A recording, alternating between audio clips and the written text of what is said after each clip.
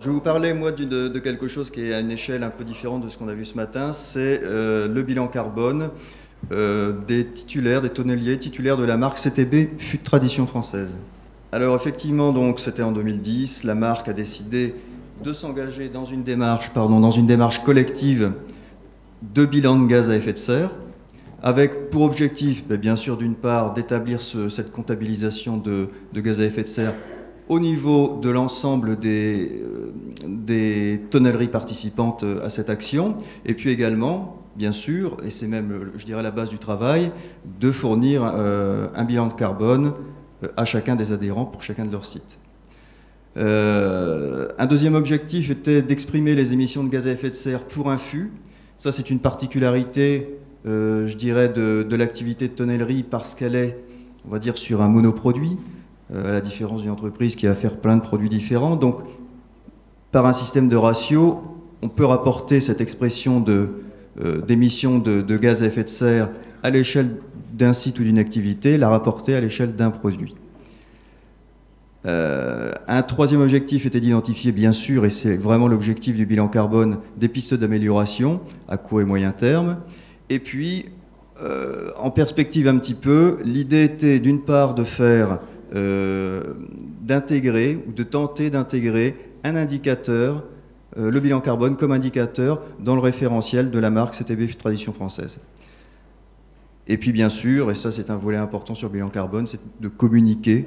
Hein, c'est un des points, je dirais, très intéressants pour l'exploitant, c'est communiquer sur cette démarche, parce que c'est une démarche qui est quand même éco-citoyenne et qui permet d'afficher cette volonté. Les gaz à effet de serre, je vais peut-être passer rapidement parce que je sais que mon temps est compté. Bon, ce sont des gaz présents dans l'atmosphère qui sont soit naturellement présents, soit créés par l'homme et qui, dans tous les cas, vont piéger des rayonnements infrarouges au niveau de la couche atmosphérique basse et vont donc participer au réchauffement climatique, ou en tout cas l'évolution du climat.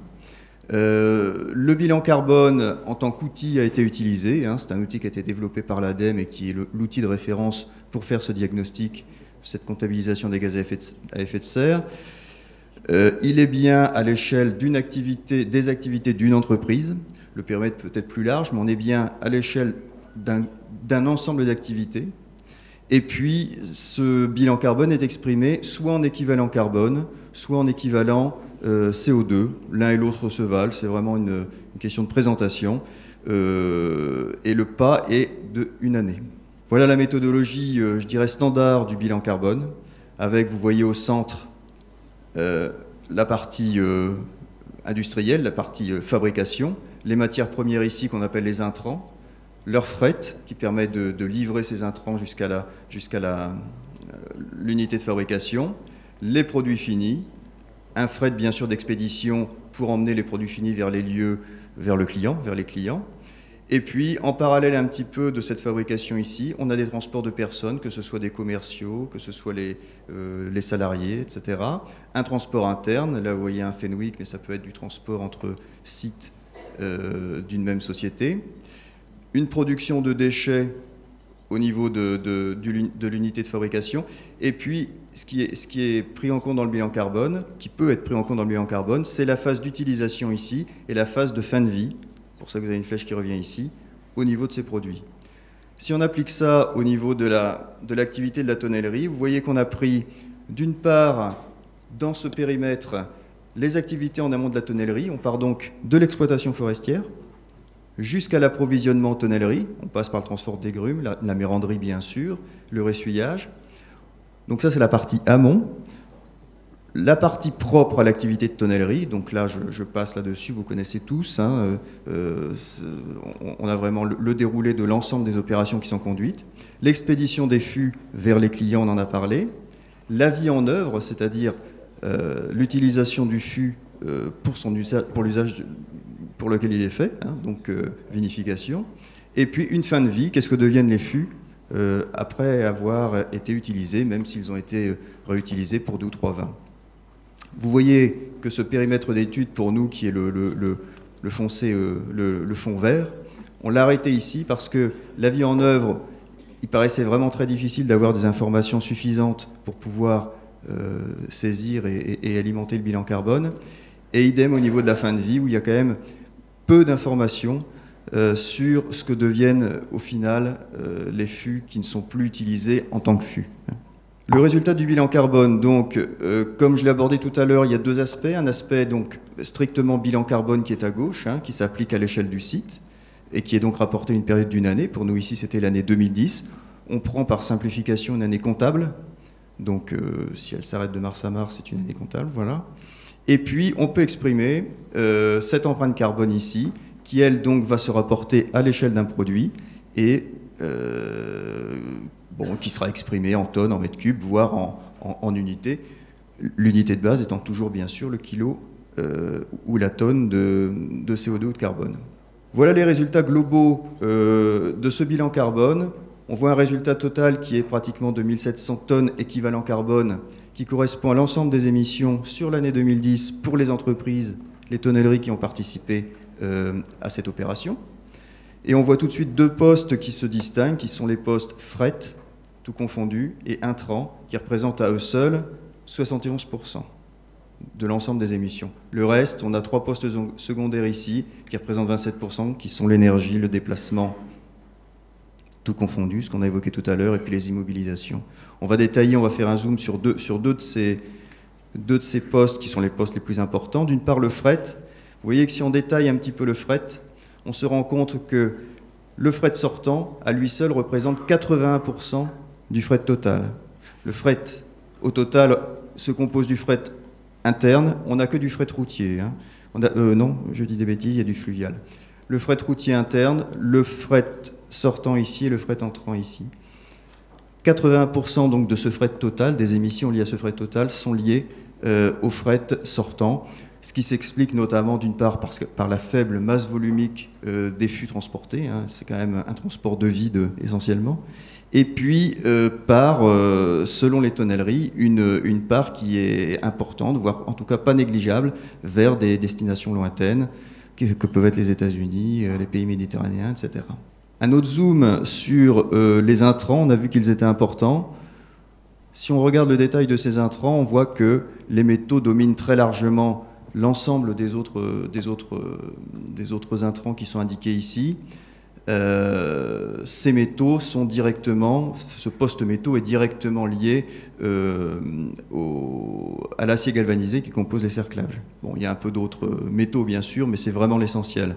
Et ce qui est intéressant de voir, c'est que si on fait un rapport ici de masse et émissions entre le bois par exemple et l'acier, on se rend compte que les métaux vont représenter par exemple 10% de la masse totale.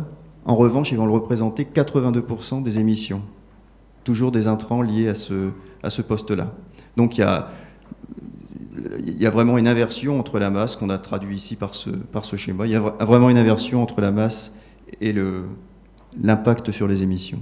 On a également ici, et ça sera le dernier zoom que l'on va faire, sur l'énergie par exemple, où on voit ici un poste prépondérant qui est l'utilisation du combustible fossile. Celui de l'électricité étant moindre. On verra peut-être plus tard, tout à l'heure, enfin, on peut déjà évoquer ici le fait que ce poste-là est principalement lié à l'utilisation pour certaines tonnelleries de gaz naturel, en tout cas d'énergie fossile, pour le chauffage des locaux et le process. Je passe sur le déplacement des personnes pour aller plus vite. Ici donc, comme on l'évoquait tout à l'heure, une empreinte carbone collective d'un fût, donc déduite directement du bilan carbone.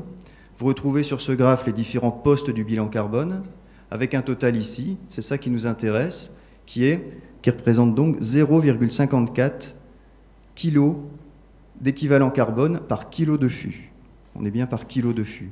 Vous retrouvez sur ce profil les deux postes principaux qui sont les intrants et le fret. C'est logique, il n'y a pas d'anomalie. On est parti sur 3 familles de fûts, on a listé avec donc les tonneliers 3 familles de fûts, et parmi ces 3 familles, on a retenu 3 types de fûts relativement courants, on va dire, et pour lesquels on a donc, avec leur poids spécifique, défini l'empreinte carbone. Par exemple, un fût de 225 litres représente 24 kg équivalent carbone à l'émission, depuis la forêt, c'est ça qu'il faut bien intégrer, depuis la forêt, jusqu'à sa livraison chez le client. On a poussé l'exercice un petit peu plus loin, on sort un petit peu du bilan carbone, mais c'était intéressant. C'est l'intérêt des produits bois, c'est que le bois, vous le savez, stocke du carbone au cours de sa croissance. Et donc, tant que le produit bois vit, je dirais il n'est pas dégradé, il n'est pas brûlé ou il n'est pas biodégradé, et il va toujours stocker du carbone. Donc, on a intégré, pour 3 hypothèses de durée de vie, parce qu'on n'avait pas d'informations suffisantes, on a intégré ce que pouvait séquestrer un fût comme kilo de carbone par rapport à son empreinte. Par exemple, pour rester sur le fût de 225 litres, on se rend compte que sur une durée de vie de 10 ans, un fût va pouvoir stocker l'équivalent d'1,4 kg équivalent carbone. Si on fait donc une simple soustraction, notre fût de 225 litres qui émet 24 kg équivalent carbone, on va lui retirer sur 1,4, on va arriver à 22,6. Le même exercice pour 30 ans, pour 100 ans et pour 2 autres. Voilà. Donc, conclusion relativement simple, mais pour autant il faut la faire, hein, c'est que la prise en compte de ce stockage carbone réduit l'empreinte carbone du fût. Alors, ce qui est important dans le bilan carbone, c'est non pas le résultat tel que je vous les ai présentés, mais c'est vraiment une photo actuelle, une photo de l'état actuel des émissions d'une unité. Pour partir d'un point zéro et pour trouver des pistes d'amélioration. Ça, c'est un outil que l'on utilise qui permet de coter les différentes pistes d'amélioration sur lesquelles on a pu réfléchir ensemble en groupe de travail et qui permettent de renseigner, par exemple, quel est le niveau de contribution. On va renseigner les notes 1, 2, 3, 4. Est-ce que c'est facile à mettre en œuvre, 1, 2, 3, 4 est-ce que c'est plutôt de l'éco-conception, de l'aménagement de site, de la sensibilisation du personnel? Quel est son coût? Quel sera le gain estimé? Et enfin, est-ce que c'est significatif? Est-ce que c'est stratégique? Bref, un certain nombre de critères qui permettent de coter chaque idée, chaque piste d'amélioration, et qui permet, avec cette note, de se positionner là-dessus, soit une action stratégique, soit une action prioritaire, soit une action immédiate. C'est une aide, il n'y a bien sûr aucun caractère réglementaire là-dedans, mais disons que c'est une bonne aide pour serrer un petit peu les différentes pistes d'amélioration lorsqu'on en a beaucoup. Celles que nous avons pu identifier ensemble avec les titulaires de la marque, c'est d'une part des pistes d'amélioration spécifiques à l'activité qui étaient augmenter l'utilisation des chutes de bois issues de la production en remplacement de l'énergie fossile. Certaines tonnelleries le font, d'autres ne le font pas, ce qui explique au niveau du graphe énergie quand même une utilisation nette, on le voit, de consommation d'énergie fossile. Donc c'est certainement quelque chose qui est assez discriminant et qui permet de bien abaisser déjà le bilan carbone individuel. On l'a vu, on ne sait pas trop ce que deviennent les fûts en fin de vie. Il y a plein de choses qui se font, mais on n'a pas de données précises et chiffrées là-dessus.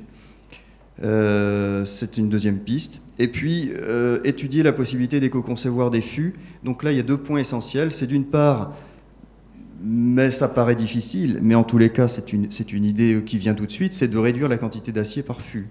Bon, ça peut en faire sourire certains. En tous les cas, vous l'avez vu dans les émissions qui étaient liées aux intrants, c'est vraiment un des postes majeurs. Et puis, la livraison de fûts non assemblés, ça c'est plus sur le poste donc fret aval, fret expédition, où on sait que ben voilà, on transporte du vide, et si on pouvait transporter les douelles empilées, et qu'on fasse assemblage sur place, ça serait beaucoup plus, en tout cas d'un point de vue transport, ce serait beaucoup plus intéressant. Mais bien sûr, il y a d'autres problèmes. C'est une piste qui a déjà été étudiée, mais le dossier n'est peut-être pas complètement refermé. Et puis bien sûr, il y a toujours des pistes plus générales d'amélioration qui sont par exemple de l'économie d'énergie sur l'électricité, sur les combustibles, c'est de l'économie comme vous pouvez le faire chez vous, du recours aux énergies renouvelables, que ce soit des panneaux solaires ou autres, réduire les emballages en fonction des entreprises. Certains utilisent du carton, d'autres du film, ils en utilisent plus ou moins, c'est du matériau plus ou moins biodégradable. Des gestes éco-citoyens au sein de l'entreprise, bien sûr, du covoiturage, du transport en commun. On a passé vite sur le déplacement des personnes, mais il n'est pas insignifiant. Et puis bien sûr, choisir des prestataires qui sont éco-engagés, donc ce qui permet d'avoir déjà des produits qui entrent et qui sont moins impactants au niveau carbone. Les réalisations qui sont issues de ce bilan carbone à ce stade, c'est d'une part une communication avec une plaquette qu'ont fait les tonneliers certifiés CTB fût de tradition française, voilà, que vous trouverez peut-être, je ne sais pas si elle est disponible ici dans la salle. Et puis une réflexion qui n'est pas encore complètement aboutie, mais en tous les cas qui est bien engagée, sur vraiment le fait de ne pas laisser cette réalisation dans un tiroir, mais de bien intégrer un processus d'amélioration, en tout cas au minima de suivi et d'amélioration dans le référentiel de marque. Voilà, je vous remercie.